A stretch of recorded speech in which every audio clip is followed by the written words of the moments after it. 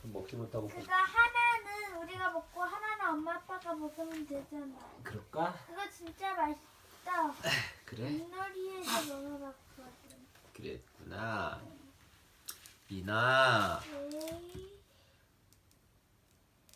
이나. 왜? 잘 자고 좋은 꿈 꾸거라. 아,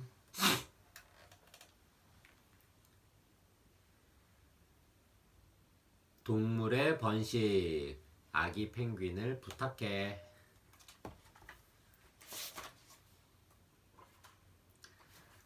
상상력 자극 과학 이야기.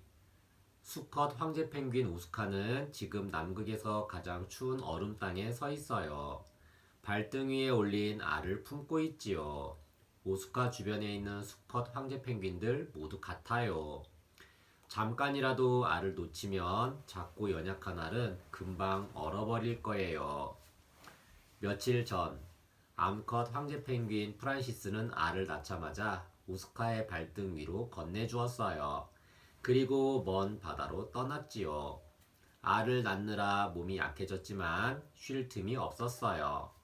알에서 깨어날 아기 펭귄에게 줄 먹이를 구해와야 하거든요. 프란시스가 올 때쯤엔 아기 펭귄이 알에서 깨어나 있을 거예요. 하지만 프란시스가 오려면 멀고도 멀었죠.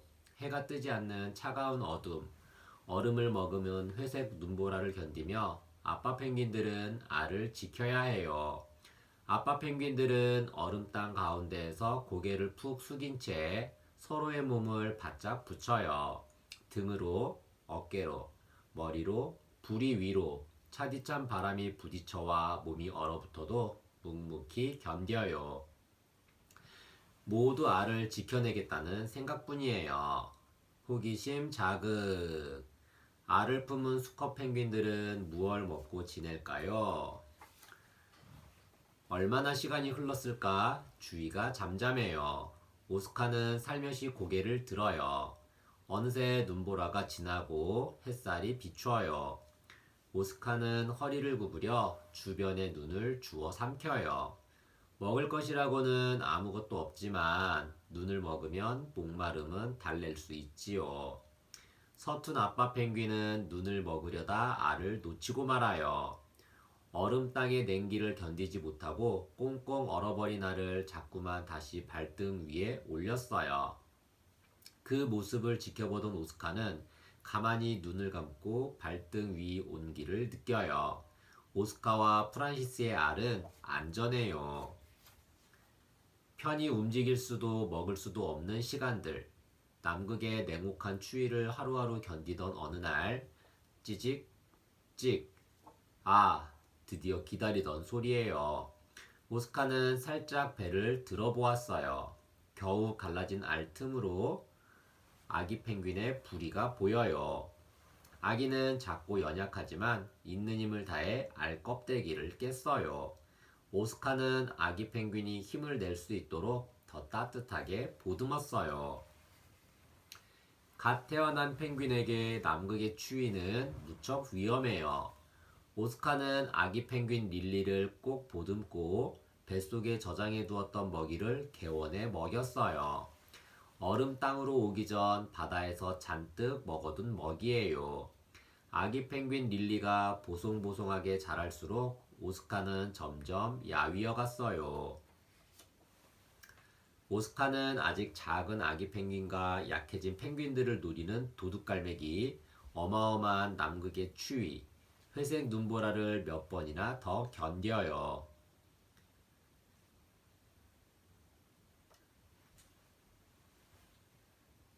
어서 프란시스가 돌아오기를 간절히 바라면서요. 얼마쯤 지나 아기 펭귄들이 암컷 펭귄들이 돌아오기 시작했어요. 오스카는 암컷들이 돌아오는 방향을 지켜봅니다. 오른쪽 날개에 상처를 입고 힘겹게 걸어오는 펭귄은 다름 아닌 프란시스예요. 아마 바다에서 바다 표범에게 공격을 받았겠지요. 살아서 돌아온 건 기적이에요. 얼굴을 부비고 울음소리를 내며 서로를 확인해요. 날개는 괜찮냐고, 돌아오는 길이 무섭지는 않았느냐고 나누고 싶은 이야기가 많았지만 그럴 겨를이 없었어요. 오스카의 발등 위에 릴리가 있으니까요. 호기심 자극. 바다로 갔던 펭귄들은 모두 돌아올 수 있을까요? 프란시스는 곧바로 먹이를 개원해요. 오스카에게 보살핌을 받고 있던 릴리는 프란시스가 주는 먹이도 잘 받아먹어요. 오스카와 프란시스는 행복했어요. 릴리가 털갈이를 하고 스스로 얼음 땅을 떠날 수 있을 때까지 오스카와 프란시스는 몇 번이고 먹이를 구해올 거예요. 이제 오스카가 바다로 떠날 시간이에요. 오스카는 프란시스와 릴리를 한번 돌아봅니다. 프란시스의 다친 날개가 마음에 걸렸어요. 오스카는 얼음 땅으로 못 돌아올지도 모릅니다. 하지만 망설이지 않아요. 오스카는 릴리의 아빠니까요. 오스카가 걸음을 재촉합니다. 호기심 가득 과학 원리. 안녕, 나는 황제 펭귄 오스카야. 우리는 1년에 단 한 개의 알을 낳아. 남극에서 새끼를 기르는 일은 무척 힘들지만 우리는 힘을 합쳐 새끼 펭귄을 길러내. 1. 눈보라와 추위에 견디기 위해 여름 동안 많이 먹어서 지방을 저장해요. 2. 가을이 오면 바다에서 떨어진 얼음 땅으로 이동해서 짝을 지어요. 3. 겨울이 시작되면 암컷이 알을 낳아요. 수컷은 알을 품어요. 수컷이 알을 품는 동안 암컷은 새끼에게 먹일 먹이를 구하러 바다로 가요. 4. 수컷이 알을 품고 있는 동안 눈보라가 불고 추워져요. 수컷들은 눈보라를 견디기 위해 서로 몸을 붙여 체온을 나눠요. 5. 새끼가 알에서 깨어나면 암컷이 돌아오기 전까지 수컷은 몸에 저장해둔 먹이를 먹여요. 6. 먹이를 구해온 암컷은 새끼에게 먹이를 먹여요. 수컷은 바다로 가서 먹이를 구해요. 7. 새끼가 다 자랄 때까지 부모가 번갈아 바다에 왔다 갔다 하며 먹이를 날라줘요. 여름이 되면 새끼 펭귄도 바다로 떠나요. 황제 펭귄들은 새끼 때부터 추위에 견디는 연습을 해요. 부모가 함께 먹이를 구하러 가도 남은 새끼들끼리 몸을 붙여 체온을 나눠요. 새끼를 낳고 기르는데 온 힘을 쏟는 것은 우리 황제 펭귄만이 아니야. 새끼를 길러 번식을 해야 하는 동물이라면 다 마찬가지지. 번식을 위한 첫 번째 단계는 짝을 고르는 일일 거야. 짝을 잘 골라야 건강한 새끼를 낳을 수 있고 새끼를 안정적으로 길러낼 수 있기 때문이지. 수컷 바우엇에는 집을 지어 암컷에게 보여줘요. 암컷은 집이 마음에 들어야 짝을 지어요. 수컷 물총새는 물고기를 사냥해 암컷에게 선물해요. 건강한 수컷 카멜레온은 화려한 색을 띄어요.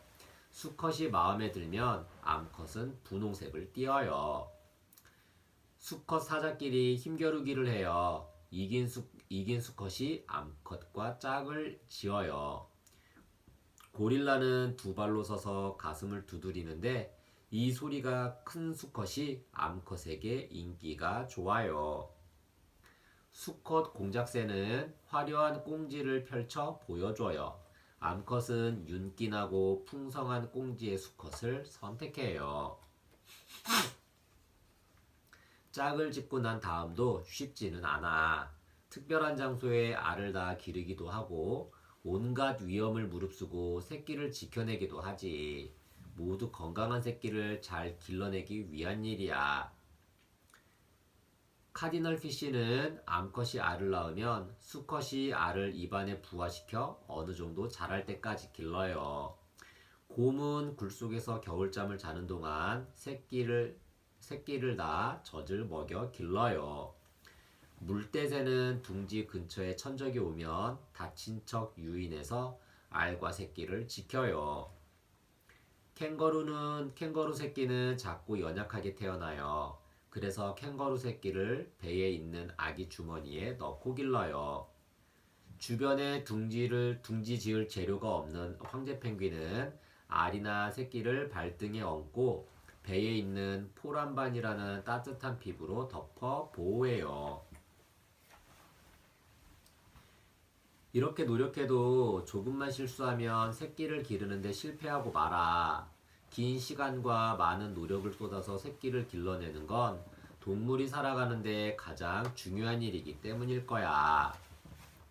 교과 속 과학 깨치기 1. 둥지는 왜 지어요? 알과 새끼를 무사히 키워내기 위해 다른 동물이 다가오기 힘든 곳에 둥지를 짓는 거예요. 알을 낳는 동물들은 둥지를 짓는 것 말고도 여러 가지 방법으로 알을 지키기 위해 노력하고 있답니다. 얕은 강에 알을 낳아요. 연어는 깊은 바다에서 살다가 알을 낳을 때는 얕은 강으로 가요. 얕은 강에는 연어가 낳은 알을 잡아먹을 큰 물고기가 살지 않기 때문이에요. 알을 가지고 다녀요. 가재는 알을 낳아서 꼬리 지느러미에 붙이고 다녀요. 알을 노리는 다른 동물에게서 알을 지킬 수 있어요. 알을 구덩이에 묻어요. 바다거북은 바닷가의 깊은 구덩이를 파서 알을 낳아요. 흙을 덮어 알을 숨기고 주변에 가짜 구덩이를 만들어서 알을 잡아먹는 다른 동물이 알을 찾지 못하게 해요. 단단한 말집을 만들어요. 사마귀는 가을이 되면 나뭇가지의 거품으로 둘러싸인 알을 낳아요. 거품은 시간이 지나면 딱딱하게 굳어져요. 추운 겨울도 견딜 수 있고 잡아먹힐 염려도 없어요. 교과 속 과학 깨치기 2. 무서운 호랑이를 지켜준다고요? 호랑이는 날카로운 이빨과 발톱을 가진 동물이에요. 그렇지만 호랑이도 새끼 때는 작고 약해요. 새끼 호랑이는 사냥을 배우고 어른 호랑이가 될 때까지 엄마에게 보살핌을 받아요. 새끼를 낳는 거의 모든 동물은 여러 가지 방법으로 새끼가 어른이 될 때까지 지키고 보살펴요. 먼 바다로 가서 새끼를 낳아요. 혹등고래는 남극과 북극에 살지만 새끼를 낳을 때는 따뜻한 바다로 가요. 따뜻한 바다에는 새끼를 공격하는 범고래가 없기 때문에 안전하게 새끼를 키울 수 있어요. 먹이가 풍부한 봄에 새끼를 낳아요. 먹이가 부족한 계절에는 새끼를 키우기 어려워요. 그래서 노루는 뱃속의 새끼가 크는 기간을 조절해서 먹이가 많은 봄에 새끼를 낳아 길러요. 새끼에게 엄마 똥을 먹여요. 코알라는 유칼립 나무의 잎과 새싹을 먹지만 새끼는 잎을 소화시킬 수 없어요. 그래서 코알라는 새끼에게 자기 똥을 먹여요. 똥 속에 소화를 돕는 미생물이 들어있기 때문이에요. 무리지어 새끼를 가르쳐요. 암컷 코끼리들은 무리지어 다녀요. 새끼는 무리의 보살핌을 받으면서 나중에 무리를 이끌어가거나 혼자 살아갈 수 있도록 물과 먹이가 어디에 있는지 배워요.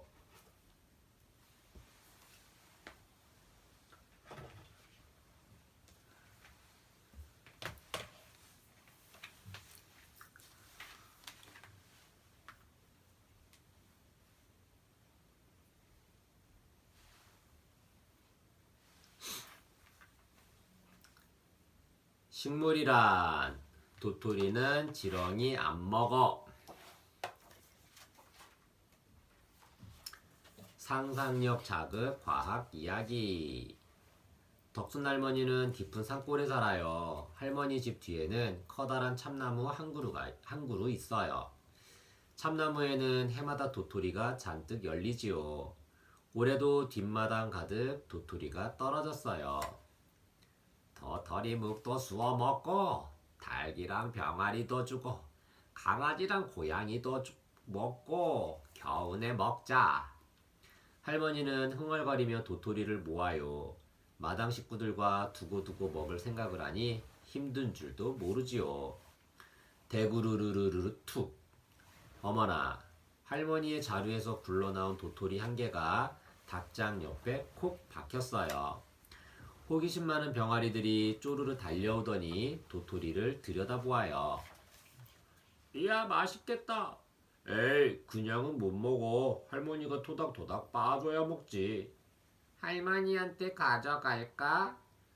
병아리들이 시끄럽게 삐약거리는 사이 도토리는 대굴대굴 눈을 굴리다가 말했어요.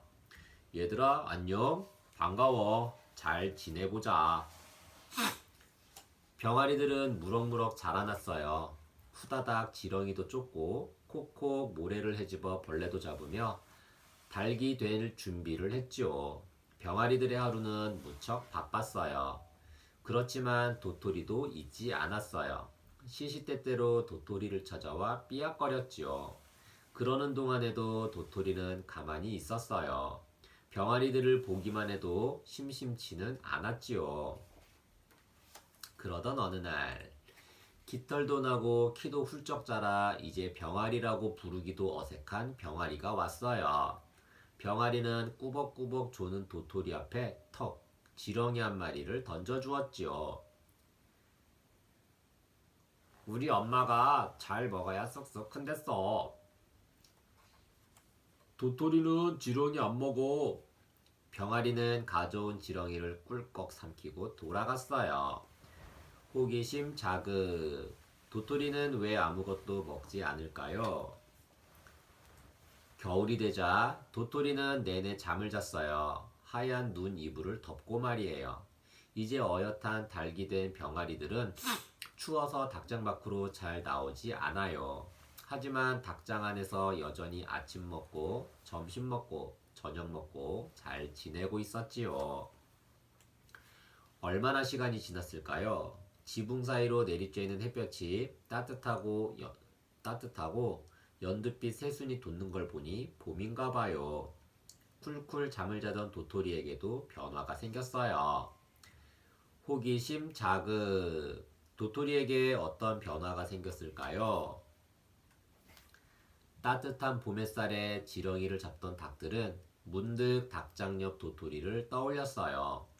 닭들은 후다닥 도토리가 있던 자리로 달려갔지요. 오, 도토리가 없다. 작은 참나무로 자란 도토리가 말했어요. 오랜만이야. 여기야, 여기. 우와, 지렁이 많이 먹었어? 너 많이 컸다. 아니, 햇빛을 받고 물을 먹고 자랐지. 이제 쑥쑥 더 커서 도토리가 열리는 참나무가 될 거야. 우와. 옹기종기 모인 닭들을 보고 할머니가 다가왔어요. 아이고, 여기서 뿌리를 내렸구나. 네가 여기서 자라면 닭장이 온전하지 못할 거야. 다른 곳에 옮겨 심어주마. 할머니는 작은 참나무를 뿌리가 다치지 않도록 정성스럽게 캐서 넓은 마당 한편에 다시 잘 심어주었어요. 햇빛 받고 물 마시고 쑥쑥 자라라. 도토리도 많이 열어주렴. 닭들도 토닥토닥 주변 흙을 밟아주며 도토리를 응원했어요. 도토리는 새로운 땅에서 마음껏 뿌리를 내리고 잎을 틔웠어요. 몇 번의 봄이 더 지나면 뒷마당에 서 있는 참나무만큼 자랄 거예요. 호기심 가득 과학 원리. 안녕, 난 도토리야. 나는 커다란 참나무에서 떨어진 열매지. 닭장 옆에서 싹을 틔운 나를 할머니가 넓은 곳에 옮겨 심어주었잖아. 나는 병아리들처럼 움직이지도 않고 무언가를 먹지도 않아. 왜냐하면 나는 식물이거든. 닭이나 개, 고양이, 사마귀, 할머니 같은 동물과는 살아가는 모습이 달라. 그런데 궁금하지 않아? 아무것도 먹지 않고 어떻게 싹을 틔웠는지 말이야. 우리는 뿌리를 내리고 싹을 틔울 수 있는 양분을 가지고 있어. 단단한 껍질 속에 말이야. 땅에 떨어지면 싹 틔우기 적당한 때면 기다리면 돼. 너무 추워서 싹을 틔우자마자 얼어버리거나 물이 부족해서 말라버리면 안 되잖아. 적당한 온도와 적당한 수분이 있으면 나는 뿌리를 내리고 싹을 틔운단다. 단단한 껍질 속에 양분이 가득 들었어. 배젖이라고 불러. 이제 배젖으로 뿌리를 내리고 싹을 틔울 거야. 봐, 드디어 뿌리가 나왔어. 이제 땅속에서 물을 빨아들일 수 있어. 아주 작은 싹이 돋았지? 이제 쑥쑥 자랄 거야.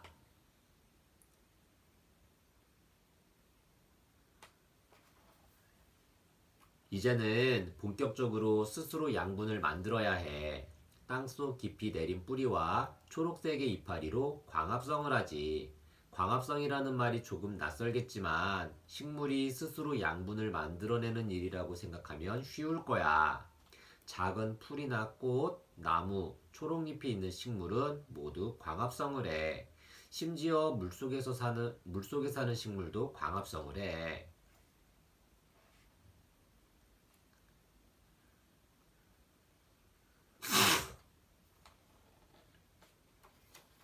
식물은 스스로 양분을 만들 수 있으니 지렁이를 먹지 않아도 튼튼하게 자랄 수 있지. 물과 햇빛만 있다면 우리는 어디서든 자랄 수 있어. 한번 뿌리를 내리면 다른 곳으로 옮겨갈 수는 없지만 그래서 더 잘 적응해 살아가는 거야. 나도 언젠가 자라서 도토리를 뱉는 어엿한 참나무가 될 거야. 그때 다시 만나자. 안녕. 교과 속속 과학 계치기 1. 식물은 어떻게 생겼어요? 식물은 땅속에 내린 뿌리, 뿌리에서 뻗어나온 줄기, 줄기에 달린 잎과 꽃, 열매로 이루어져 있어요. 뿌리, 줄기, 잎, 꽃, 열매는 각자 하는 일이 있지요. 그리고 식물마다 각각의 생김새도 다르답니다. 열매, 식물의 씨가 들어있어요. 줄기, 뿌리로 빨아들인 물과 잎에서 만들어진 양분이 이동하는 길이에요. 뿌리, 땅속에서 물과 양분을 받아들여요. 꽃, 씨와 씨를 품고 있는 열매를 만들어요. 잎, 식물이 살아가는데 필요한 양분을 만들어요. 잎, 뿌리에서 빨아들인 물과 햇빛으로 양분을 만들어요. 꽃, 새로운 식물로 자라날 씨를 만들어요. 열매와 씨, 씨를 품고 있는 열매는 달콤한 과육이 있는 열매, 단단한 껍질만 있는 열매 등 모습이 다양해요. 교과 속속 과학 계치기 2. 여러 가지 식물의 한살이는 어떻게 다를까요? 씨가 싹이 터서 자라고 꽃이 피고 열매를 맺어 다시 씨가 생기는 과정을 한살이라고 해요. 한 해만 사는 식물인지 여러 해를 사는 식물인지에 따라 한살이 과정이 다르답니다. 여러 해살이 식물의 한살이. 감나무는 여러 해살이 식물이에요. 감나무는 씨에서 싹을 틔우고 나무로 자라면 매년 새로 꽃을 피우고 열매를 맺는답니다. 또 새로 만들어진 씨앗도 싹을 틔워 새로운 감나무로 자라납니다. 한 해살이 식물의 한살이. 강낭콩은 한 해살이 식물이에요. 강낭콩은 싹을 틔우고 꽃을 피워 씨를 맺습니다. 씨를 맺고 나면 시들어 죽지요. 남은 씨가 싹을 틔워 새로운 식물로 자라나 또 꽃을 피우고 씨를 맺습니다.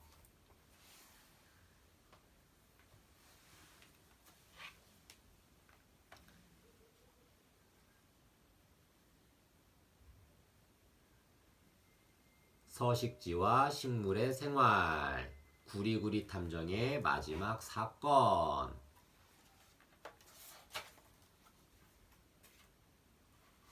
상상력 자극 과학 이야기. 내 이름은 구리구리. 우리 동네 명탐정이지. 빛나는 두뇌로 해결 못한 사건이 없어. 그런데 요즘은 너무 평화롭지 뭐야. 명탐정을 찾아오는 동물이 아무도 없어. 직접 사건을 찾으러 나가볼까? 아, 이건 마을 최고 부자 돈돈이가 붙인 전단지야. 어머니의 병을 고칠 식물을 찾는데, 어디서 본 것 같은데? 식물을 찾습니다. 구해오면 금돼지 100개, 불의 옥장, 잎자루에 공기가 차 있음, 뿌리가 수염같이 생김. 식물을 찾습니다. 구해오면 금돼지 100개, 선인장, 줄기가 몹시 뚱뚱함, 가시가 잔뜩 돋침. 일단 전단지를 가지고 탐정사무소로 돌아왔어. 저건 전단지 그림과 닮았잖아. 입자루를 눌러보니 공기방울이 보글보글. 공기 가득한 입자루 덕에 연못에 동동 잘 떠있어. 물속에서 보니 뿌리는 수염 같고 돈돈이가 찾는 불의 옥잠이 틀림없어. 호기심 자극. 불의 옥잠의 입자루에는 왜 공기가 들어있을까요? 선인장까지 찾으면 금돼지는 모두 내 것이 될 텐데 일단 또순 할머니에게 가야겠어. 할머니는 모르는 게 없거든. 할머니, 선인장은 어디에 있나요? 보자. 이거 아주 더운 곳을 여행할 때 봤지. 통통한 줄기에 물기가 가득 차 있어. 가득 차 있었어. 덥다 더워. 여기가 틀림없어. 그런데 이곳 식물들은 선인장과 생김새가 달라. 바삐 지나가던 원숭이에게 물었어. 이봐, 이런 식물을 본 적 있어? 여긴 물이 넉넉해서 줄기에 모아둘 필요가 없지. 물이 귀한 곳에 가봐. 핵, 핵. 여긴 물이라곤 한 방울도 없네. 저기 저 식물. 선인장이랑 닮아 보여. 그런데 그 옆에 여우도 한 마리 있네. 물기 가득한 선인장 한 입 먹고 싶은데 가시가 너무 따가워. 뭐? 물기 가득한 선인장이라고? 일단 여우가 가기를 기다리자. 호기심 자극. 선인장은 왜 줄기에 물을 모을까요? 여우는 저녁 어스름이 짙어지자 사라졌어. 어휴, 기다리다 잠들 뻔했지 뭐야. 얼른 줄기를 잘라보자. 또순할머니 말대로 줄기 안에 물기가 가득해. 드디어 선인장을 찾았다.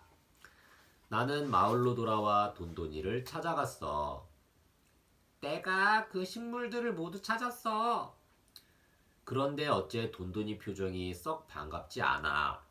너도? 돈돈이가 찾던 식물을 찾아온 게 나뿐만이 아니었던 거야. 돈돈이네 집은 금돼지 대신 선인장과 불의 옥잠만 잔뜩 쌓여 있었어. 그렇지만 내가 누구야? 빛나는 두뇌의 소유자지. 나는 선인장으로 촉촉한 로션을 만들었어. 물론 불티나게 팔렸지. 나는 마을에서 제일 가는 부자가 됐어. 이것도 꽤 괜찮은 것 같아. 헤헤. 호기심 가득 과학 원리. 안녕, 나는 선인장이야. 역시 내 생김새는 특별해. 후후. 구리구리는 내가 사는 곳과 나의 특별한 생김새가 깊은 관계가 있다는 걸 알아냈어. 맞아. 나는 사막처럼 비가 잘 오지 않는 곳에 살아. 비가 잘 오지 않으니 물이 부족하지. 하지만 나는 물이 부족한 곳에 살기에 아주 딱 알맞게 생겼어. 잎 대신 가시가 있어서 아주 적은 양의 물만 증발돼. 가시는 줄기를 뜯어먹는 동물로부터 나를 지켜주기도 해. 물을 많이 머금어 무거워져도 넘어지지 않도록 딱딱한 심이 있어. 물을 한껏 모은 줄기는 굵고 통통해져. 내 뿌리는 땅 가까이에 넓게 퍼져 있어서 땅으로 스며든 물을 재빨리 빨아들일 수 있어. 사막에는 비가 아주 가끔 내려서 물을 최대한 모아둬야 하거든. 물에 살기에 딱 알맞은 친구들도 있어. 불의옥잠이나 연꽃 같은 식물들이지. 식물에게는 물뿐 아니라 공기도 필요해. 식물도 숨을 쉬어야 하니까. 물에 사는 연꽃도 살기 위해 나름의 방법을 찾아냈지. 잎에는 솜털이 촘촘하게 나 있어 물이 스며들지 않아. 덕분에 숨구멍에도 물이 들어가지 않아.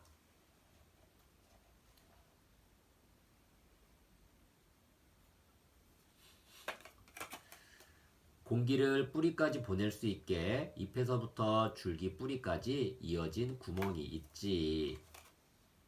연꽃의 뿌리에도 공기가 지날 수 있게 구멍이 숭숭 나 있어.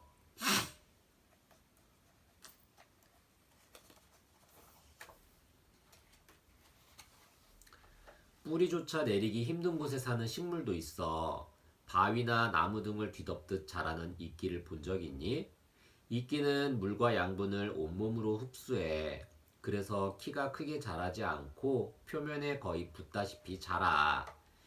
식충식물은 비가 많이 오거나 물이 흐르는 곳에 살아. 땅의 양분이 물에 쓸려가 식물이 살기에 적당하지 않은 곳이야. 그래서 식충식물은 곤충을 잡아 부족한 양분을 얻기도 해. 긴 잎 끈끈이 죽어. 파리지옥 끈끈이 죽어. 심지어 바닷가 근처에 뿌리를 내리고 사는 식물도 있어. 맹그로브는 거친 파도에도 끄떡없도록 특별한 모양의 뿌리를 내려. 그저 제자리에 가만히 있는 식물이지만 이렇게 각자 살아가는 곳에서 최선을 다하고 있어. 어디선가 별나게 생긴 식물을 만난다면 그렇게 생긴 까닭이 무엇일지 한번 생각해 볼래? 교과 속 과학 계치기 1. 사는 곳에 따라 잎 모양이 다르다고요? 식물의 잎 모양은 그 식물이 사는 곳의 날씨와 관련이 깊어요. 햇빛이 적고 건조한 날씨가 이어지는 곳은 식물의 잎이 바늘처럼 길쭉해요. 반대로 해가 강하게 내리쬐고 비가 자주 오는 곳에 사는 식물은 잎이 넓고 크답니다. 춥고 건조한 곳에 사는 식물.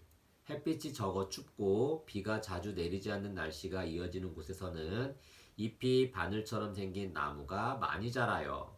햇빛이 부족하면 광합성을 활발히 하지 못하니 잎이 넓을 필요가 없어요. 또 잎이 넓으면 물을 많이 빼앗기기 때문에 바늘처럼 길고 얇은 모양이 알맞지요. 춥고 비가 적게 내리는 지역은 소나무, 전나무처럼 잎이 바늘 같은 나무가 자라요. 덥고 습한 곳에 사는 식물. 햇빛이 충분해서 기온이 높고 비가 많이 오는 날씨가 이어지는 곳에서는 잎이 넓은 나무와 풀이 자라요. 햇빛과 물이 충분하기 때문에 광합성을 활발히 할 수 있도록 잎이 크답니다. 덥고 비가 많이 내리는 지역은 몬스테라, 바나나처럼 잎이 넓고 큰 식물이 자라요. 교과 속 과학 계치기 2. 이런 곳에도 식물이 살아요? 얼음과 눈으로 덮인 극지방이나 양분을 얻기 어려운 땅에서는 식물이 살아가기 힘들어요. 하지만 아무리 살기 힘든 곳이라도 식물은 놀라운 생명력으로 꿋꿋하게 그 자리를 지키고 있답니다. 똘똘 뭉치는 극지방의 북극이끼 장구채. 극지방에는 이끼 같은 작은 식물이 살아요. 극지방은 1년 내내 기온이 영하에 머물고 세찬 바람이 불지요. 북극 이끼 장구채는 세찬 바람과 추위를 이기기 위해 땅 가까이 빽빽하게 모여 자라요. 물을 찾아 굴러가는 사막의 회전초. 물이 부족한 사막에서는 회전초가 발견돼요. 회전초는 말라서 떨어져 나온 식물의 일부가 바람에 날려 통통 굴러다니는 덩어리예요. 굴러다니면서 씨를 떨어뜨리고 물이 있는 곳을 만나면 그곳에 뿌리를 내려요. 곤충 잡는 늪지대의 파리지옥. 늪지대처럼 흙의 양분이 부족한 곳에서는 파리지옥 같은 식충식물이 곤충으로부터 양분을 얻어 살아요. 파리가 들어가요. 입이 닫혀요. 천천히 소화시켜요.